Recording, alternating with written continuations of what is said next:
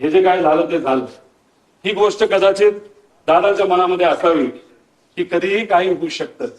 त्यामुळे गेल्या काही महिन्यांमध्ये दादा प्लास्टिक बॉटलवरनं दादा अशा बॉटलमध्ये त्या ठिकाणी आले होते. का आले होते, कशामुळे आले होते, ह्याच्यात काय करू शकता येत नाही.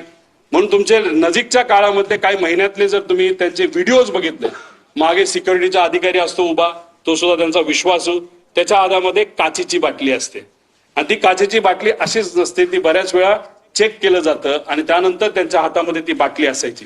मग दादा प्लास्टिक बाटलीवरनं दादा या बाटलीवर का आले असाही प्रश्न पडतो. जेव्हा माझ्या एका मित्राली हेलिकॉप्टर घेतलं होतं, मी दादांना सांगत होतो, दादा माझ्या मित्राने एक हेलिकॉप्टर घेतलंय. म्हणलं चांगला, तो तुझा विश्वासू आहे का? म्हणलं हो आहे. मग त्याचंच हेलिकॉप्टर तू वापर, बाहेरून तू घेऊ नको.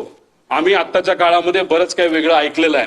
आता ह्याच्यातून ते मला काय सांगण्याचा प्रयत्न करत होते मला तर ते काय माहित नाही.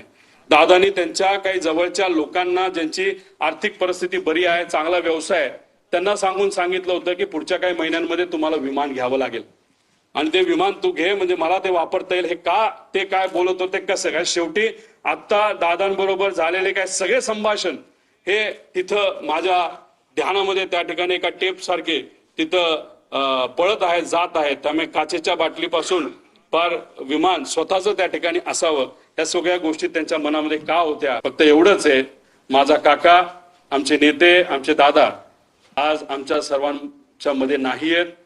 पण ते का नाहीत, कशामुळे झालं, कुणी केलं, जर केलं असेल तर कसं घडलं, का केलं गेलं, याची माहिती मला नाही तर अख्ख्या महाराष्ट्राला त्या ठिकाणी माहिती पाहिजे. कारण का आम्ही आमच्या दादाला, आमच्या काकाला आम्ही मिस करतो. आणि नक्कीच मी एक तुम्हाला सांगतो, जर अशा पद्धतीने आपण जर इन्व्हेस्टिगेशन केलं तर सत्यमेव जयते, आपल्याला विजय या रिसर्चच्या बाबतीत नक्कीच त्याला यश आल्याशिवाय राहणार नाही.